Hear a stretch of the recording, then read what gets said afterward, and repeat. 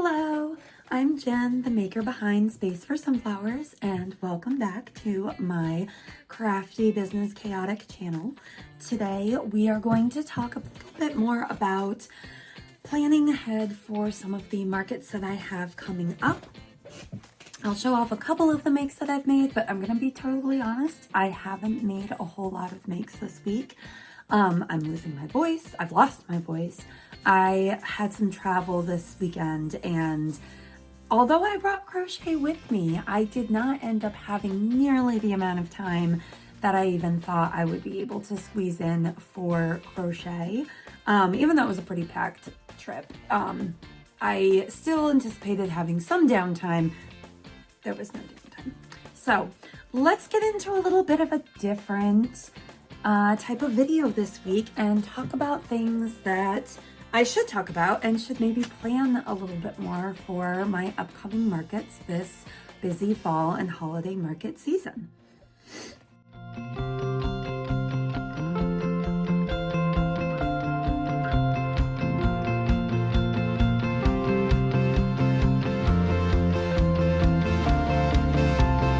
I have a project with me today, so I will probably be kind of just talking and crocheting at you instead of the usual showing off things that have already been made.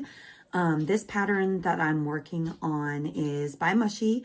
It is a free tutorial here on YouTube, or you can buy a PDF version on Etsy, but it is a adorable little snowflake ornament. I made a couple while I was traveling this past weekend, and I definitely think I'm going to block these before I add the string to the top to have them hang on your tree. I did a couple in this light green color, and then I did a couple in this sparkly color as well.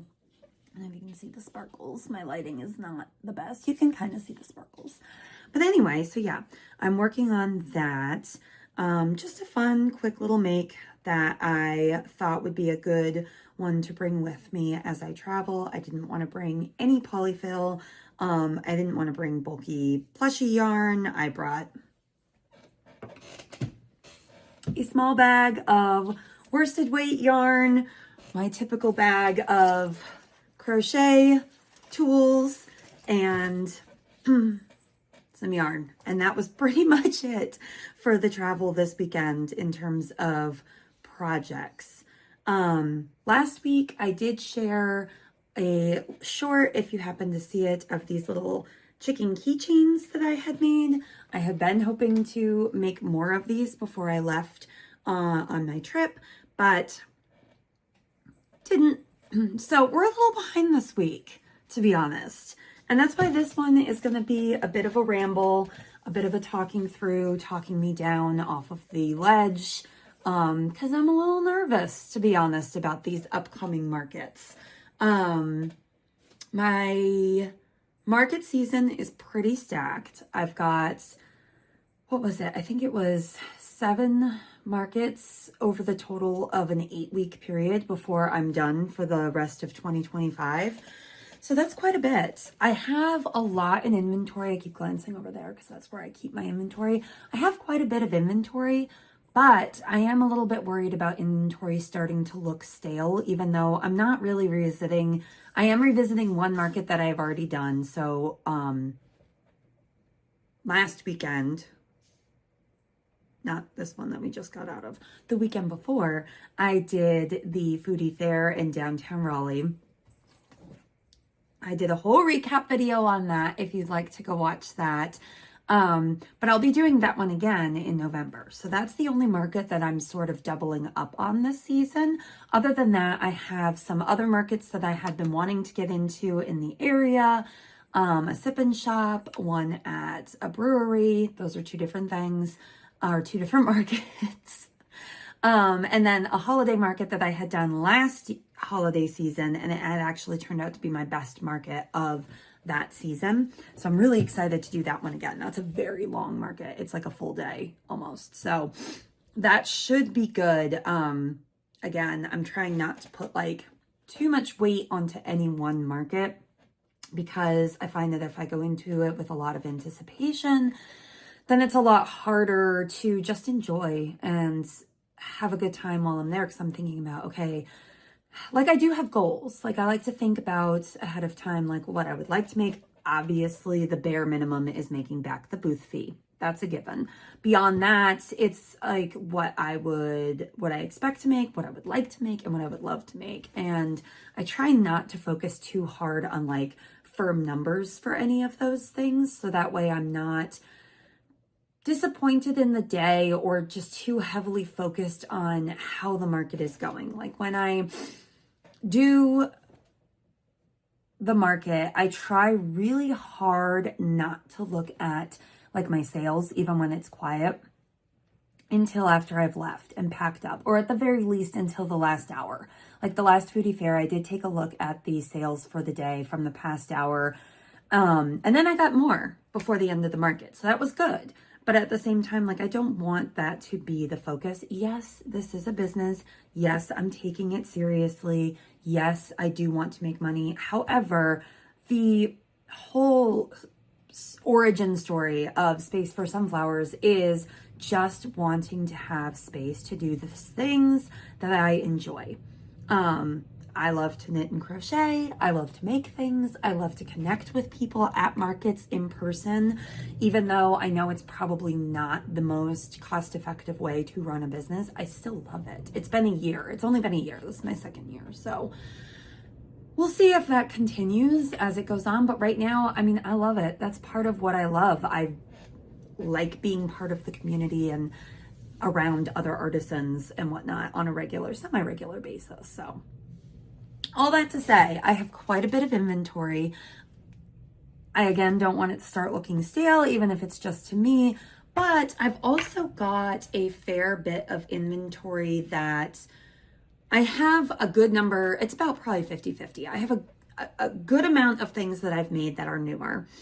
And then I have a fair amount of things that I made maybe last year, maybe in the spring, that haven't sold or I haven't brought to markets consistently. So I find them to feel like they're stale, but people haven't seen them, or I haven't like displayed them in a way that like really showed them off, things like that. I'm still learning. I'm still figuring out what works and what doesn't. And I am going to be the first to admit that a lot of mistakes probably have been made and will continue to be made as I do this, because it's all part of a process. It'll always evolve. I feel like even if I hit it, like even when I nail the market setup at one particular market, I'll still make changes the next time, just because you try things out, see what works, see what doesn't, and you evolve. So that's all of that. One of the things that I do want to do, though, for the upcoming market is I have these little baby chicks, and I probably should have pulled them out before I started talking so I could like show you these little baby chicks. I'm sure I have a picture. My trusty blank wall. I can display a picture of the chicks that I had made for the springtime. Didn't do a whole lot of spring markets, so I only made like a handful of them. But I've been bringing them to all of my markets pretty consistently because people do ask for chicks and chickens. My only chickens that I've ever had are keychain chickens. I've never had a full-size chicken. So I've done chicks that are more of a plush and then the chicken keychains, but people do ask about them. So I think one thing that I want to do before the next market is to make some eggs for these chicks. Make it more of an interactive toy so it's not just a tiny little chick plush, which to be frank, kind of does look like a ball. People like balls. That sounds weird, but I have my little adorable sitting on my desk my desk buddy. People love these little guys. Like, they are just cute. My chicks aren't fluffy like this. I should probably make some that are fluffy like this. That would be adorable, because I know the fluffy yarn, like, you just can't help but want to touch it. But even these guys, I find them adorable. They're a character from a show, but at the end of the day, it's a ball with a face on it. And the chicks are basically a ball with a face on it. So that, it's simple, but I think adding like an interactive element like the egg would help. And I have a pattern that I have another like half formed thing on my desk. This was a tester that I made of this dragon baby inside of an egg. I ended up going with a different size. I also thought that he only has one wing. Oh no, he has two wings. He has two. I also thought that the colors I ended up choosing for this ended up looking more like a devil than a dragon. So I never finished him because I was like, who wants to buy this tiny little devil dragon? Someone I'm sure does out there. And I'm sure one day I will finish him and sell him and make somebody very happy. But anyway, I have this pattern that came with a bunch of different animals that you could put into eggs. A chick wasn't one of them. However, that doesn't mean that I couldn't combine, mix and match a pattern for the chick, a pattern for the egg, and put it together and make something fun and interactive. As I can't help but play with and touch this little tiny dragon and an egg that's been sitting on my desk to prove my point. People like things that interact in my mind. I like things that interact. I'm fidgety. I like things that fidget. So that's one thing that I would really like to augment for this upcoming market. Another thing that I would like to do, there are some things that I need to replenish. I sold out, especially of my little mushroom boys. They're chunky little mushroom boys that I made. I brought 4 of them to my last market. I sold 3 of them. So I think mushrooms are still very much a hit at markets at this time of year. But beyond the plushies, since I do like to have a mix, I really would like to finalize a pattern that I've been playing with since the spring. And I've said to myself that I was going to, I'm putting my water bottle in it so you can kind of see. I said to myself I was going to finalize this, get the pattern out, etc. But Stanley, crossbody Stanley covers. It doesn't have to be particularly Stanley. Water bottle covers. This one is definitely a bit more extra. This is the second one that I've made. My first one I brought with me on my trip to New York this past weekend. I didn't carry it out and about with me a whole lot. It was a whole thing. There was cosplaying and themes involved. So it didn't really go with the outfits, but the days that I did bring it out, it got so much attention. Like, I was walking around Fifth Avenue, I was shopping in stores, and people were like, I love your water bottle carrier. And everybody immediately put it, they're like, did you make that? And I was like, I did. And they're like, I love that. So I think I've been kind of low-key sitting on this for a bit, but I do think with the holidays approaching, it makes a great gift. And I really did want to play with the alligator stitch, which is why this one came into being. I have to finalize it.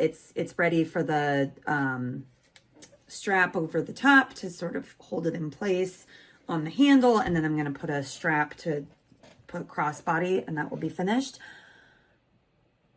But I think it's time to lean into this and to really embrace the fact that I should be making these. And it's something that I'm not following a pattern. Yes, the alligator stitch is a actual crochet stitch, but the pattern and construction of it itself is something that I've been playing with, and I think I need to lean into it and to start embracing more of not just relying on plushies, which everybody loves the plushies. I love the plushies. But part of what helps me set out from other crocheters in the area is that I am not all just about the plushies. I do like accessories. I do like working with smaller weights of yarn and making wearables and bags and things, bag charms. God, I love a bag charm. I was also so invigorated on my trip about bag charms in general because we stopped in Kate Spade and just window shopped. Well, more than window shopped. We stopped in Kate Spade and we played and we touched things, and they have so many cute bag charms right now. Like, they're really leaning into kind of the same things that the crocheters are leaning into, where there's animals and there were hedgehogs and foxes and cocktail books, and it was just so cute and playful and whimsical that I definitely did feel inspired when I was in there about the things that that I have been making, that I've been seeing other makers make for this year. And it was a good trip, and it really did help reinvigorate me finding some more of my own patterns to lean into, like to start to not start, but to revisit playing with some of my own patterns and my own creations that I want to have fun with. I love that this crochet community has so many patterns out there. And you know what? I would love to become somebody that is contributing to that as well, and not just picking up on what others have played with and explored with. And it doesn't take away from the fact that we're still making the things. I don't know why I'm getting all philosophical in this video, but it doesn't take away that the makers are making things, but also just the designers and the artistry behind it. I don't know. It was a good trip. So that's another thing that I want to lean into is the water bottle covers. Great gift for gift season. I also love this one. It's so fun. I love that it's like, is it dragon scales? Is it ruffles? It can be both. I love it. I love the alligator stitch. So that's two things. Yeah. So we talked about eggs for the chicks. We've talked about the Stanley covers. And then the last thing that I want to do for these upcoming markets is, and I do have this right here. I'm going to stand up real quick because it's right here and grab it.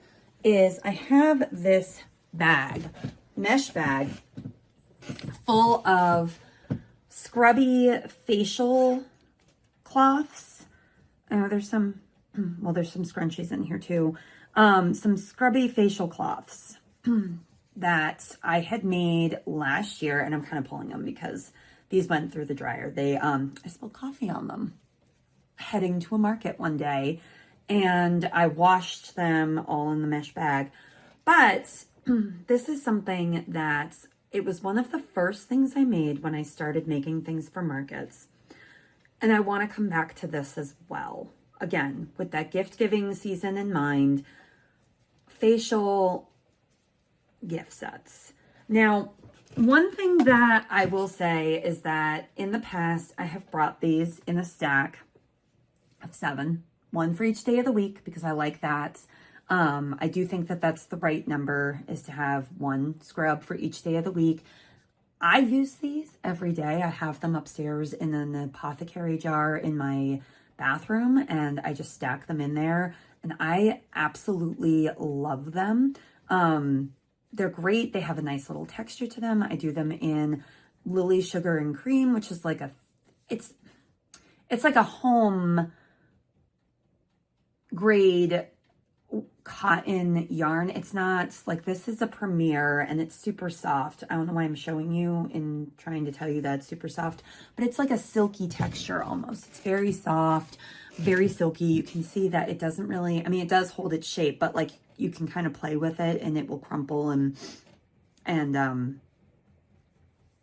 yeah, it's just very soft.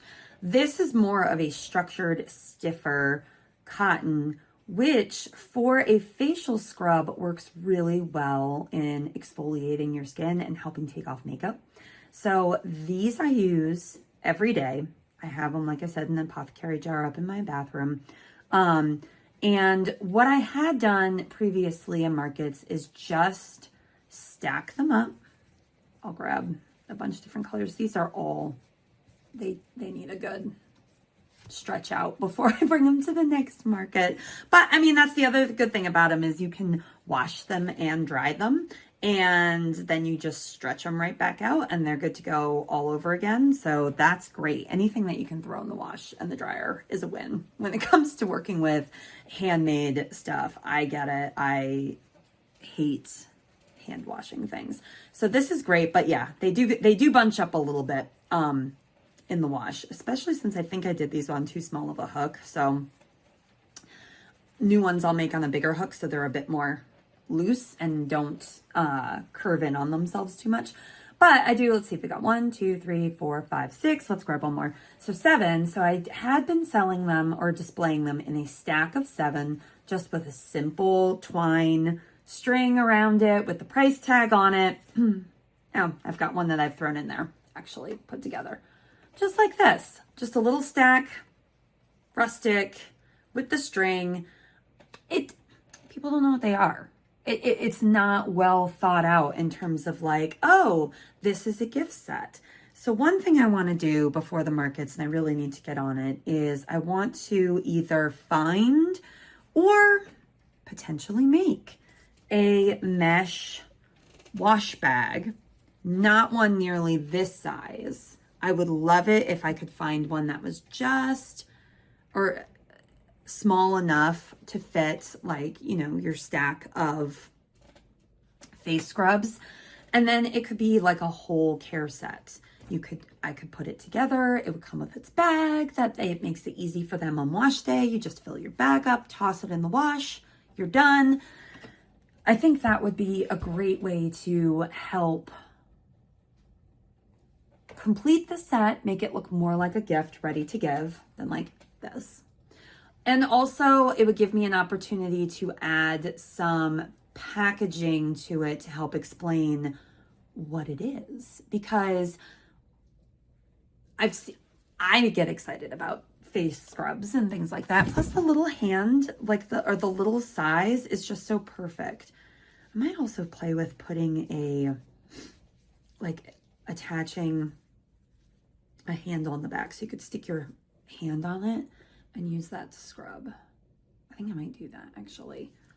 So that's a couple things I'm going to do to these to help augment these and spruce them up for markets this season. Add a little slide so it stays on your hand, and a wash bag. I think that would be a really good idea. Yeah.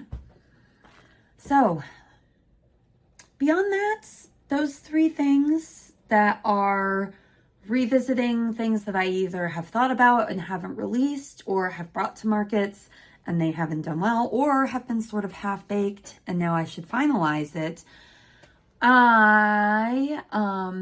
I'll be starting to bring my tree. I'll be starting to bring out my ornaments. I've already got a whole bunch of accessories, wearables, hats, mitts. I'll be making more of those as the season progresses. And yeah, just really leaning into more of that gift giving stuff in time for the holidays. It's a whole mind shift going from the little like splurge impulse purchase makes into things that you would think would make really great gifts for people. I mean, plushies always make a great gift, but beyond the plushies, trying to capture some of that holiday gift giving, shopping vibe. Some plushies I do need to remake. I'm fully out of creepers going into the holiday season. I feel like we got to have some more creepers. I'm from Minecraft. I'm fully out of Koroks. My gaming stuff in general has had a good run this year or so. I think having a few more of those in time for the holidays would be good. Obviously some other character makes like Derpy. This is my Derpy because, I mean, he's extra derpy. But Derpy from K-Pop Demon Hunters, the blue tiger. He's very popular right now. This pattern is so cute too. I just love it. All of the designers of the patterns that I'm showing will be linked below. I'm being awful about naming who did them because this is a very impromptu video I'm throwing together before I lost my nerve, basically. So yeah, I think that's giving me direction on where to focus this week. As ahead, my next market is this Sunday. I have a busy week of finalizing makes, as you can see, because I'm all over the place. I want to help round out the inventory I have because I feel like this inventory is in a good place, but it just needs a little zhuzhing before we get really into the full swing of the market season. So yeah, kind of a extra chaotic video this week since I was just talking at you about various ideas I've had, but thank you for sticking with me through it. And next week I will be back with another roundup of makes that I have done through this week. So all the things that I've talked about hopefully will then be made and ready to show off, as well as a market recap from my upcoming market on Sunday at Bond Brothers Brewery in Cary. So thank you again for hanging out with me, and I will see you next time.